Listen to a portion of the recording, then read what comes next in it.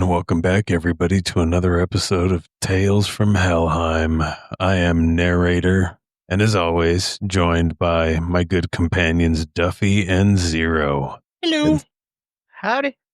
now today, we're getting into something that's fairly recent and still fairly crazy, and that is the killing of Charlie Kirk. Now, September 10th, 2025, Orem, Utah. It was a sunny afternoon at Utah Valley University. 3,000 people crowd in to the Luce Center to hear Charlie Kirk, co-founder of Turning Point USA, speak on his American comeback tour. But just 20 minutes into the rally, the crack of a rifle echoes across campus. A single shot, panic erupts, and by the evening, Charlie Kirk is dead. So tonight on Tales from Helheim, we're tracing the story of that day, the shot, the suspect, and the shadow it casts over political and public life in America. So, for those of you that don't know, Charlie Kirk was just 31 years old. A polarizing figure, yes, but also one of the most influential conservative activists of his generation. He wasn't a backroom strategist in any sense of the word. He was a frontline speaker. TPUSA, his nonprofit, became a home base for young conservatives, college campuses, youth rallies, podcasts. He was basically everywhere.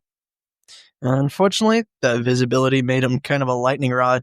For some people, he was a defender for free speech and the faith in public square, but for others, he embodied a style of politics that they really felt were divisive or extreme.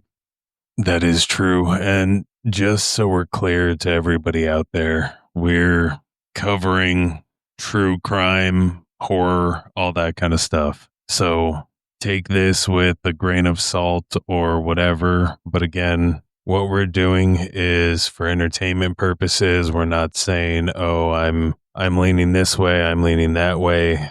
I am speaking in just general. But it's an interesting and horrifying thing. And I think that mixed with what you were just explaining, his being a defender to some and just a chaos creator for others, that makes it more than just a crime as far as the case goes. It was a public act in broad fucking daylight at a university. Like who just goes around and does that shit? I mean, the world is kind of a sick place, but this is just a whole new level, and it shook not only his supporters, but the fragile fabric of American discourse. Now, it was about 12:23 p.m. when the shot rang out. Reports say it came from the rooftop of that center, roughly 142 to around 200 yards from where he was speaking. It ended up being a bolt-action rifle with one round, unfortunately striking him in the neck with a fatal shot. 3,000 people in that hall. Imagine it. Some say they didn't even realize what had happened at first. They thought it was a mic or a balloon popping, and the screaming started. The shooter didn't fire again. It was just one round. Then he just kind of vanished from the rooftop. There's a bunch of surveillance footage that later showed a man jumping down and then fleeing the scene.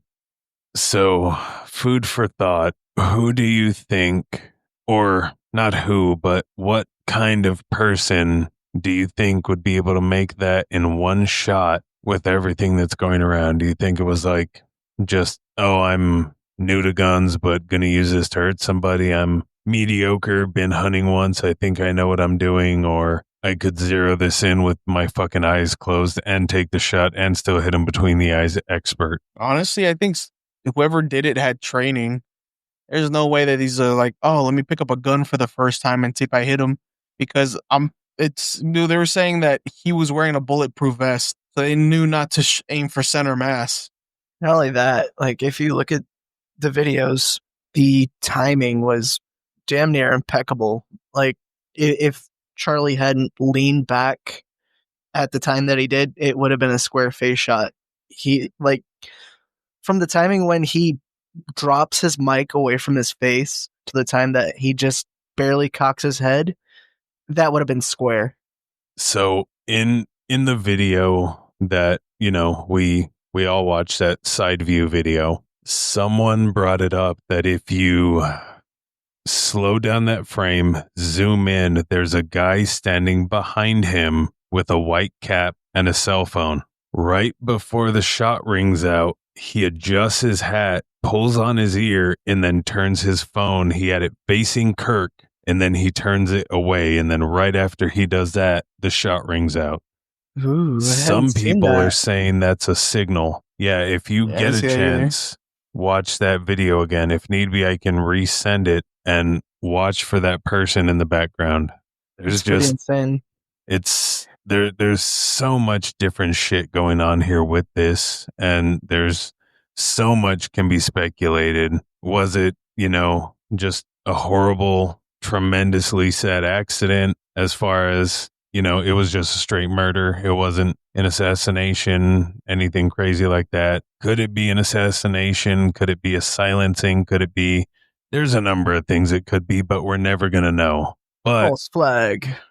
right, but we do know that he was rushed to. I'm sorry if I say this wrong, but it's Timpanogos Regional Hospital, and he was in critical condition. Now, despite every effort, he was pronounced deceased that afternoon. So I had actually seen a video, just kind of commenting on that, Yeah, from a what are they called? They do the autopsies. like a forensic. No, not a forensic examiner, a medical examiner, Yeah.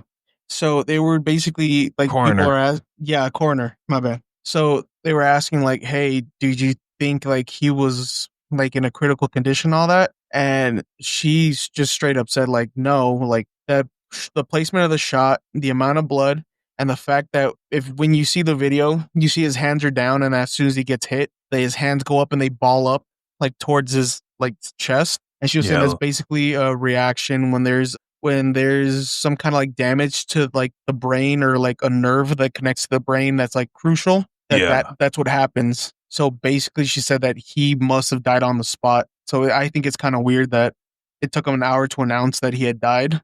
And if Yeah. like you see the video, I because you're talking about the side video, I saw the one from the front where the guy's maybe like 20 feet from him, Hmm. and as soon as the shot hits, it's like gush blood. Sorry for people listening if this is too graphic, but we do have the explicit warning on there.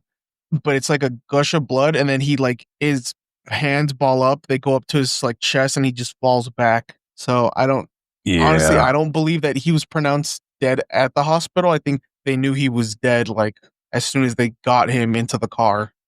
I mean, there's so many like arteries and major blood flow that goes through the neck. Oh, So dude, it was straight seconds, jugular. seconds, it just gone.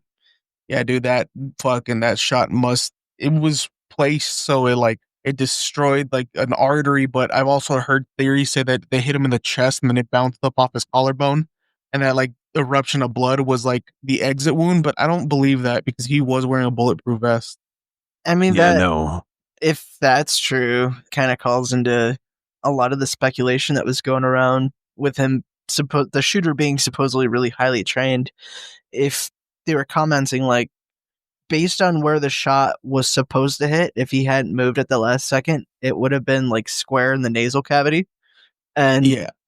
with trained shooters, a lot of like ballistics experts will say like that is the prime zone for like a kill shot because it's where there's the least amount of resistance in the head. Like if you were to go for like even a little bit to the right and hit like a cheekbone, there's less chance of penetration and like the pressure that happens behind the bullet wound, or if it were to hit like the forehead, there's even less chance of penetration or that type of explosive energy.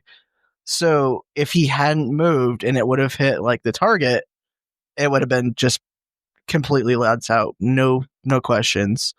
So if it were to actually have been, a bad shot and hit his chest and bounced up, that calls into question like a lot of the expert testimony.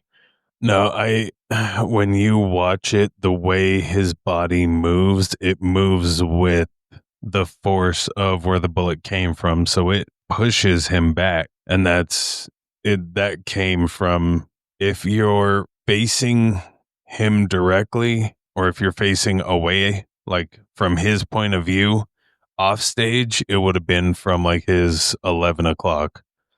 I mean, for the video that I saw, it definitely looked like a neck shot. Oh, yeah. Yeah, legitimately, that's just what it looked like. He just hit the neck. It didn't look like it hit him in the chest and it bounced up.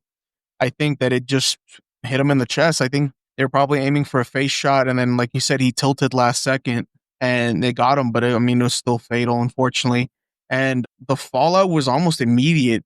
Like I was saying, there was a bunch of people online that were mad. They were blaming each other, but the biggest thing was that UVU went into lockdown. Students took to shelter in places. The classes were canceled for the week. The entire campus shut down until September 15th. It's crazy. Just Oh, like damn. heartbeat. The whole university just goes from like stage of politics to just outright crime scene. Yeah, That's just nuts. They're turned. still closed. Yeah, they're till the 15th. That's, Monday. I mean, it's reasonable though. Oh, yeah. With what everybody just saw happen, like that was like a scene straight out of a fucking movie. Yeah. But, you know, That what's up? kind of should be brought up too. The time that we're recording this, everything is still completely coming to light, hour by hour. Honestly, we're recording this September 12th, so things are still developing as of this morning. Yeah, we're like 2 days in. Yeah, you guys will be getting this when the school goes off a lockdown. But finally after 2 days, there was a man that police had named the suspect, and his name is Tyler James Robinson, 22 years old. He had no criminal record. He lived with his family, and by all accounts, he was, as most seemed to be at the time, an ordinary young man. With the exception of a recent few years, his family said he changed. He's become more political and more hostile towards figures like Kirk. The latest break in the case came from his father, of all people. You imagine that? Police, they released video surveillance and images. Robinson's father recognized his own son and he made the call. That's crazy. Just imagine your father having to be the one that brings to light some horrible thing that you've done. I mean, I'm sorry if one of my kids decided to do some dumbass shit like that. I am turning them the fuck in. I mean, yeah, absolutely. Should definitely be held accountable. And I guess that is one of the biggest parts of parenting, is making sure that your kid knows right from wrong and understands consequences. Yeah, and he definitely found that out because that call led to an arrest. Robinson is now charged with aggravated murder, felony discharge of a firearm causing serious injury, and obstruction of justice. And what's crazier than that, in Utah, that means that prosecutors could seek the death penalty. It's just insane. 22-year-old, and he's facing a capital case all because of one act. It ruined his entire life, took another, and there's still fallout that's going to be like unfolding from this for months and probably years to come. Oh yeah, there's no way that this isn't going to have a lasting ripple effect. And then, as things progress, investigators have now recovered the bolt action rifle in a wooded area near the campus. Alongside it was some ammunition and some casings. But they really weren't ordinary casings. They had engravings, words, messages, political ideologies, and some even reference online culture and even memes. It's pretty insane to etch words into bullets before you fire them. It's not just like preparing for violence, it's staging a statement. That level of premeditation that would go into something like that definitely comes from like a place of passion. Yeah, that's like years of repressed shit just building and building and building. I don't know what the hell's going on with shit these days, but it's insane. Like, even some of the surveillance footage shows Robinson was fleeing the rooftop, and then additional digital evidence is currently being reviewed, and authorities have even asked the public to submit photos and videos from the event so they have more to go off of. Yeah, dude. And like we said, we're only 2 days into it, so we're still getting a bunch of reports surfacing. Like one of them, I'm not sure if you guys saw about it. It's the Discord messages. So through the platform, he denied being used to coordinate the crime. So he's basically saying like, no, I didn't do it off Discord. But as of right now, the space is central to the investigation. They're like going through and they're combing through all this shit to see if they can find more links. I heard something about that being him talking to his friends about either doing it or just after it was done. Yeah, it's not just a bullet. It was a message that he fired into the crowd. Well, as of right now, law enforcement believes that Robinson acted alone, but questions do still remain about how he gained rooftop access and how security could have missed the weapon. I mean, there were people around him, standing, watching, observing. Like a buddy of mine said, if you're doing that kind of security gig, the rooftop is going to be the best spot to have Overwatch. Why was no one up there or scouting those roofs? Well, that's the thing, dude. There's been a lot of criticism about how everything was handled and how it could have been prevented. So basically, some of the points that people are making is there was no ticket requirement, no metal detectors, and a high-profile event with what some are calling relaxed security. So a lot of people are saying that this all could have been prevented if they had tightened up, basically.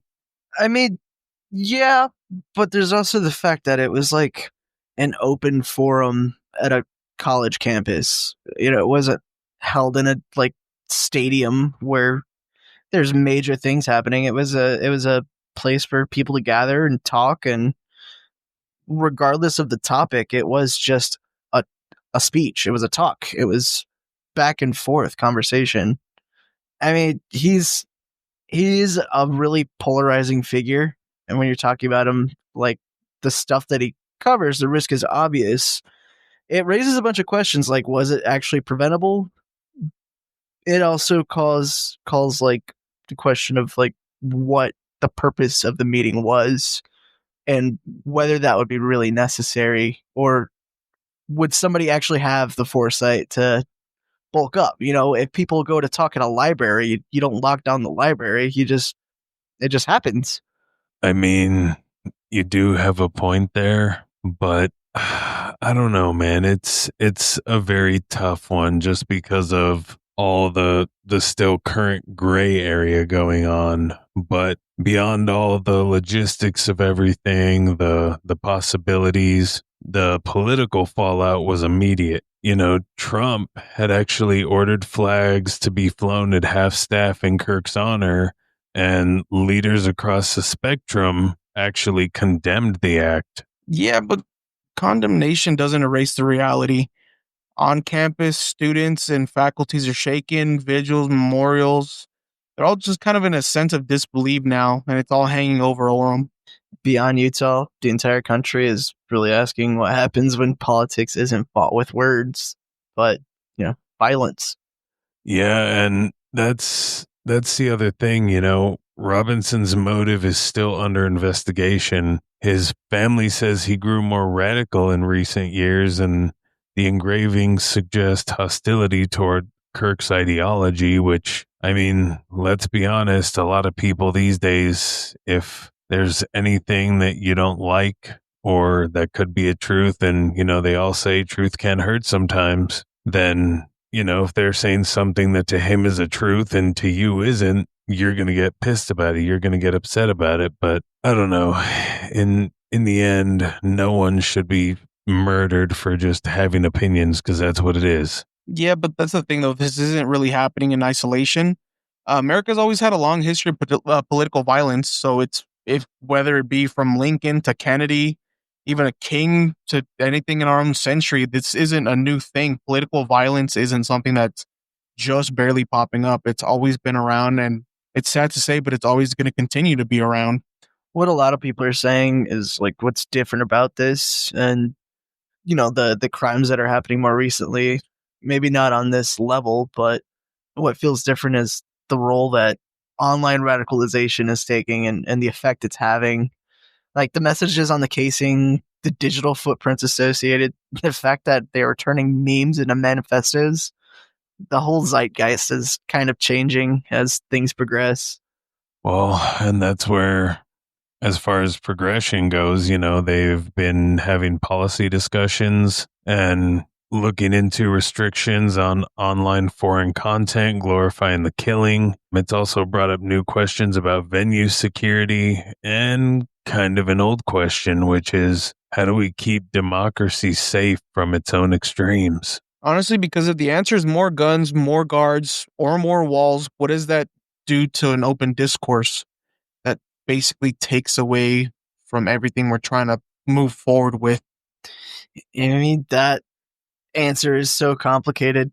If the answer is nothing, we keep reliving the cycle. But if the answer is something, where does that end? Besides, like, complete closure of open communication between people with their ideals and, like, the freedom of speech is part of our nation's formula. Oh yeah, for sure. So But any level of control on that and a means of safety seems completely backwards. yeah, I mean, there's everything about the situation is backwards. Like we said, 3,000 people saw it. A family lost not only their son, a wife lost her husband, and kids lost their father. A movement lost its leader, and a nation once again wonders how fragile our peace really is. Kirk was really controversial. People argued with him, they protested him, they criticized him. That's democracy. It's debate. But pulling the trigger really just kind of ends everything. Yeah, it's really sad to see all of that happen. Because whether you believed what he said or what he didn't, at the end of the day, it's still his freedom to say his piece. Yeah. Yeah. Charlie Kirk was only 31. His life ended on a stage with one round from a distant rooftop. His killing has left scars not only his followers will carry for life, but on the civic trust that holds us all together. And I honestly don't know if we're going to be able to recover from this because there's just so much chaos and speculation. And I think there's only one way out of this, unfortunately, and it's not going to be a very happy ending. That's the thing, though. Everybody wants to cast a stone before they know the facts that came out. Because, like I said, within the first couple of hours, before we knew anything about the shooter, before we even knew who the shooter was or where he was located, what we saw more than anything was people turning on each other. Like I said, the right's blaming the left, the left's blaming the right. But at the end of the day, do we really have all the information, or is this maybe just a plant? I mean, speaking from someone that pretty casually wears a tinfoil hat, I don't think we ever will know the full truth. No, No. we really never will. Like I said, But we can always guess and assume, but at the end of the day, we really won't know what actually happened or what caused this or what was the motivation or who was really behind it.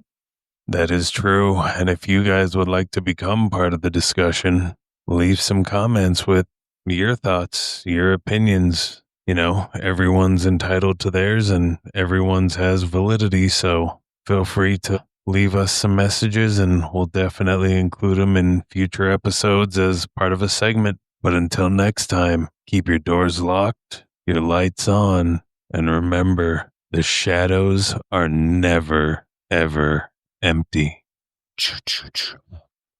Bye.